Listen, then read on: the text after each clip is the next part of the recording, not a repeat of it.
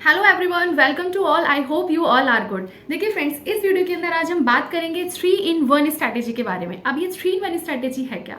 देखिए, जो लोग भी टारगेट कर रहे हैं AES वाले एग्जाम को, ठीक है, प्लस KVS प्लस DSSS भी, तो ये इन्हीं के लिए स्ट्रैटेजी रहेगी जिसके अंदर हम एक ही स्ट्रैटेजी के अंदर 3 एग्जाम्स को इजीली कवर करेंगे। ठीक है, AES वाला एग्जाम है, इसके अंदर वैकेंसीज हमारी कम है, बट एक बात हमेशा ध्यान रखना, अगर किसी भी एग्जाम में वैकेंसी कम है तो वैकेंसी कम सुन के ही अपने को डरना नहीं है। ठीक है, आपको ये डिमोटिवेट नहीं होना है कि यार वैकेंसी इतनी कम है, हमारा तो नहीं होगा, हम तो फॉर्म ही नहीं भरते, हम ये नहीं करते, यार ये सब नहीं करना चाहिए।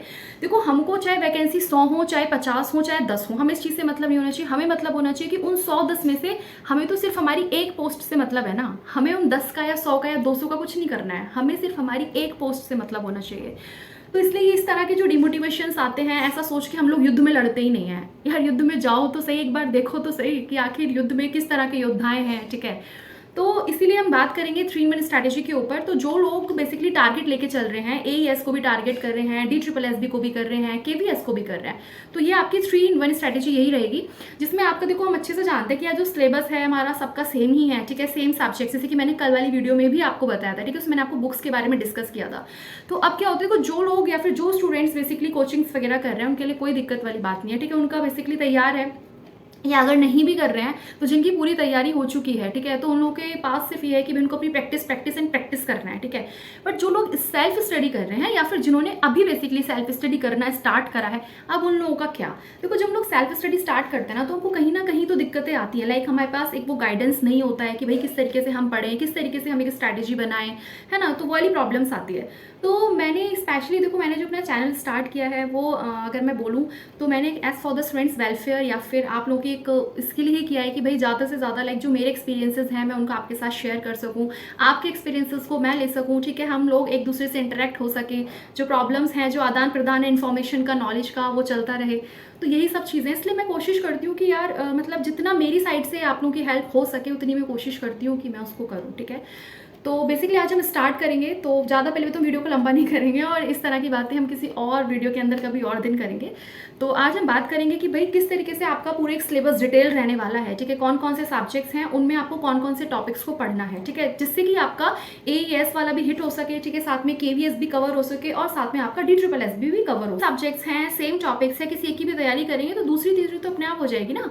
अब जैसे एक और चीज़, आप एक चीज़ का हमेशा ध्यान रखना, जब हम लोग प्रीवियस क्वेश्चन पेपर्स देखते हैं, ठीक है, तो उसमें आपको मिलेगा कि अच्छा सपोज करो किसी प्रीवियस में आपको पर्यायवाची से क्वेश्चंस नहीं मिले हिंदी में, मान लो AES का पेपर है और उससे मान लो पर्यायवाची से क्वेश्चन नहीं है या फिर करंट अफेयर्स कम है या फिर है नहीं, तो इट डजेंट मीन कि वो इस बार नहीं आएगा। ऐसे ही हम लोग स्टूडेंट्स बहुत ज़्यादा भूल करते हैं, हम लोग प्रीवियस देखते हैं, उसमें से टॉपिक सर्च करते हैं, अच्छे इससे क्वेश्चन है, इससे क्वेश्चन है, इससे क्वेश्चन है, इससे नहीं है, तो इसका मतलब ये वाला नहीं आएगा, काटो इसको। यार ये वाली गलती मत करना, ऐसा नहीं होता है। ठीक है, मान लो उन्होंने उस टाइम नहीं दिया है तो बट इट डजेंट मीन कि वो इस बार भी नहीं आएगा।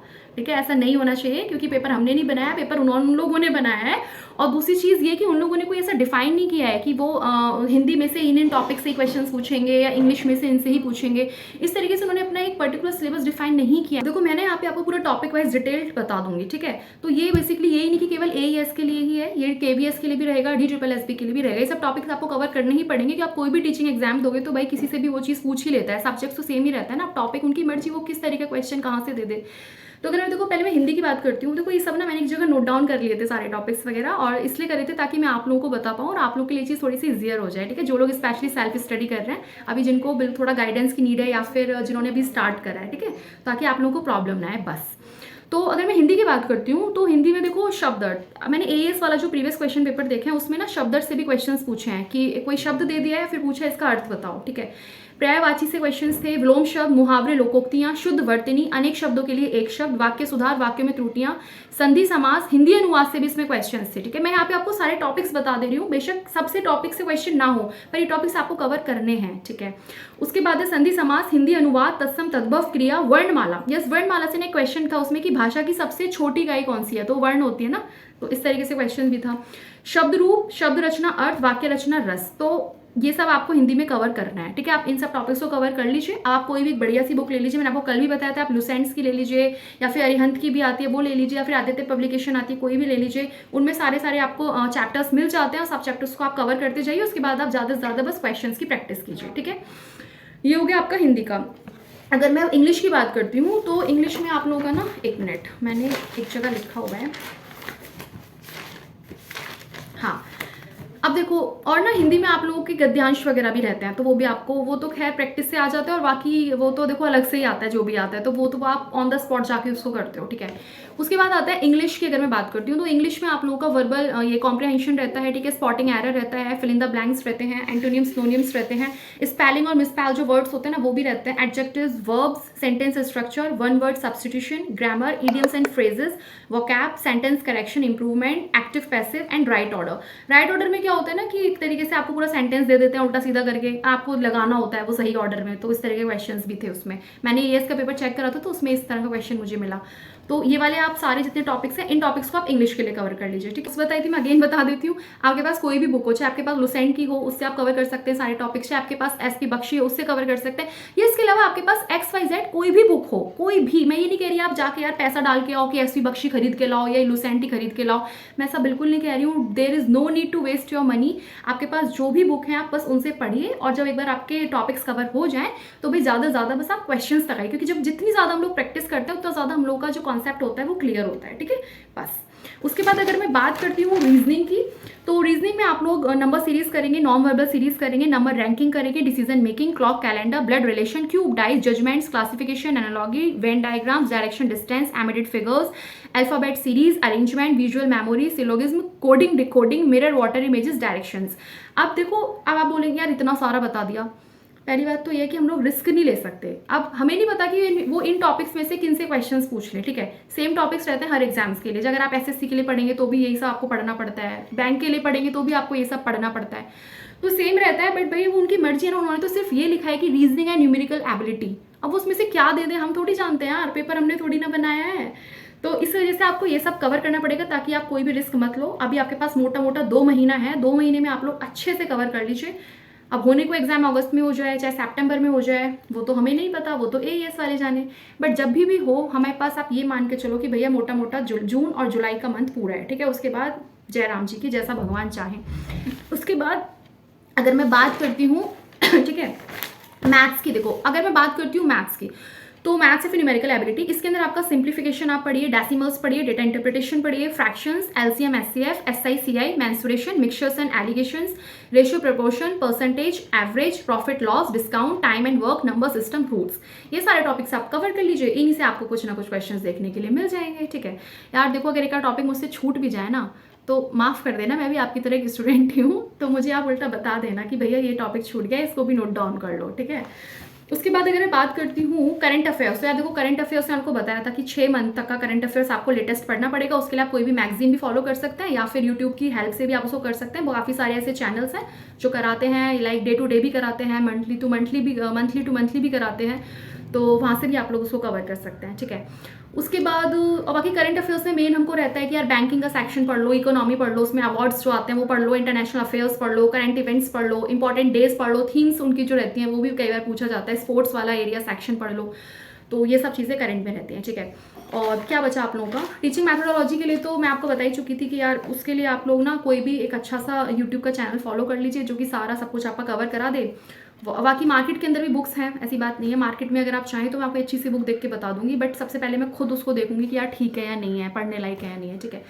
और अगर मैं बात करती हूँ इसमें देखो साइंस की, ठीक है, साइंस रिलेटेड क्वेश्चंस, तो मैंने आपको बताया था कि आप लुसेंट्स ले लो, या तो लुसेंट के अंदर तो आपका पॉलिटी, हिस्ट्री और ज्योग्राफी जितने भी ऐसे क्वेश्चंस यानी सोशल साइंस, कंप्यूटर सब कवर हो जाता है, तो आप इनकी ना लुसेंट्स ले लो। एक प्रॉपर जनरल नॉलेज करके लुसेंट आती है, मैंने आपको कल शो भी करी थी, उसमें आपके सारे सब्जेक्ट्स कवर रहेंगे, ठीक है, ये वाले, तो ये ले लो। या फिर आप सब्जेक्ट वाइज भी ले सकते हो कि साइंस की अलग ले ली, कंप्यूटर की अलग ले ली, इस तरीके से ले लो। बाकी देखो साइंस के लिए ना आप लोग 6 to 10th क्लास तक की एनसीईआरटीज अगर पॉसिबल हो तो वो कवर कर लीजिए, सबसे बेस्ट रहता है, ठीक है। 6 to 10th क्लास तक की एनसीईआरटीज कवर कर लीजिए, साइंस के लिए सबसे बेस्ट ऑप्शन है। और आजकल तो लाइक मार्केट के अंदर ना एनसीईआरटीज की भी बुक्स आती हैं जिसमें आपको एमसीक्यू वाइज मिलेगा, मैंने एक सर्च भी किया है, मैं आपको शो कर दूंगी यहाँ पे। अब वो बस एक बार देखनी पड़ेगी किस तरह की बुक है, क्योंकि मैंने अभी तक उसको पढ़ा नहीं है, ठीक है। तो आप चाहें अगर आपके पास एनसीईआरटीज हो घर पे तो आप सारी एनसीईआरटीज कवर कर लीजिए, अदरवाइज आप यूट्यूब के भी ऐसे काफ़ी सारे चैनल्स हैं जो एनसीईआरटीज कवर कराते हैं, वहाँ से भी आप कर सकते हैं। और अदरवाइज मार्केट में मैं आपको जो बता रही हूँ, तो मैंने भी गूगल सर्च किया था तो उसमें आया था कि हाँ 6 to 10th क्लास तक के लिए एनसीईआरटीज का पूरा आता है जिसमें एमसीक्यूज आपको मिलेगा, तो सब्जेक्ट वाइज भी आपको मिल जाएगी, तो आप चाहें तो मार्केट जाके वो भी परचेज कर सकते हैं, ठीक है, जैसा भी आप लोगों को ठीक लगे बस, ठीक है, आप लोगों को ही ठीक लगना चाहिए। तो ये आप उसके लिए पढ़ सकते हैं। बाकी मैंने आपको बताया था लुसेंट, जो जैसे अगर पॉलिटी वगैरह के क्वेश्चंस रहते हैं तो वो आप लुसेंट्स ले आओ यार, उससे सब कवर हो जाएगा। अब आते हैं subject concern for the PRT. देखो अगर टीजीटी पीजीटी के लिए तो सब्जेक्ट कंसर्न वही रहेगा जो भी वो अपना सब्जेक्ट चूज करेंगे, ठीक है। बट मेन क्वेश्चन आ रहा है और जो काफी ज्यादा डाउट्स भी मेरे पास आए कि भैया पीआरटी के लिए क्या रहेगा सब्जेक्ट कंसर्न। बहुत ज्यादा कंफ्यूजन क्रिएट हो रहा है अभी भी कि भैया पीआरटी वालों के लिए क्या है। अगर आप नोटिफिकेशन के अंदर जाएंगे ना तो उसमें अगर आप देखेंगे तो उसमें क्लियरली मेंशन है कि भैया आपका पीआरटी जो है, पीआरटी के लिए उसमें आपके जो अप टू 10th क्लास तक के जो सब्जेक्ट्स रहे हैं एज पर सीबीएसई और द एनसीईआरटी सिलेबस उसके अकॉर्डिंग आपके वो रहेंगे। यानी कि इसके अंदर आपको आपके मैथ्स रिलेटेड क्वेश्चंस भी मिलेंगे, ठीक है, इंग्लिश रिलेटेड क्वेश्चंस मिलेंगे, साइंस रिलेटेड मिलेंगे, हिंदी रिलेटेड मिलेंगे। तो जो भी आपने 10th क्लास तक के सब्जेक्ट्स पढ़ने के ईवीएस रिलेटेड क्वेश्चंस मिलेंगे, यही सब आपको उसमें पढ़ना है। अगेन वही क्वेश्चंस आपसे उसमें मिक्स करके पूछ लेगा, ये सब रहेगा आपका पीआरटी के लिए, ठीक है। स्ट्रीम 1 जिसमें आपका पूरा डिटेल सिलेबस रहेगा और आप इसमें तीनों एग्जाम्स को टारगेट करके पढ़ सकते हैं। किसी भी एक के लिए पढ़ेंगे तो दूसरा तीसरा अपने आप आपका हो ही जाएगा। सेम आपका सब्जेक्ट से सिलेबस सब कुछ सेम है, ठीक है। तो इसलिए आप किसी एक पे फोकस, ठीक है, मैं मानती हूँ कि एक पे आपको फोकस करना चाहिए, बिल्कुल सही बात है। बट मान लीजिए अनफॉर्चुनेटली अगर हमारा नहीं होता है तो फिर हम नेक्स्ट वाले एग्जाम्स को तो दे पाएँ, जो केवी आएगा, DSSS भी आएगा, भगवान जाने कब आएगा, पर जब भी आएगा एटलीस्ट दे तो सकें उस चीज़ को, है ना।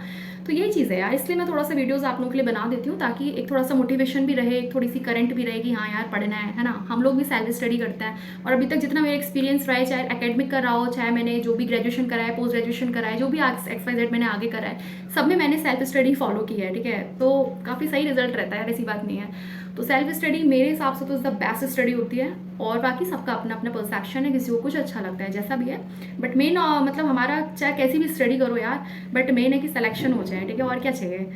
सो यही सारी चीज़ें थी। तो आई होप कि आप लोगों को कुछ तो आप लोगों के लिए थोड़ी हेल्प हुई हो कि यार हाँ थोड़ा पता चला हो। बाकी अगर कोई ऐसी चीज़ें भाई जो मुझसे मिस हो चुका है या फिर तो आप उसको प्लीज़ कमेंट सेक्शन में मुझे बता दीजिएगा ताकि मेरे को भी पता चल जाए और साथ साथ में हम जितनी भी हमारी यूट्यूब फैमिली है सबको पता चल जाए, ठीक है। So thank you so much और आप लोग अपना ध्यान रखें, खुश रहें, स्वस्थ रहें, मस्त रहें। Thank you.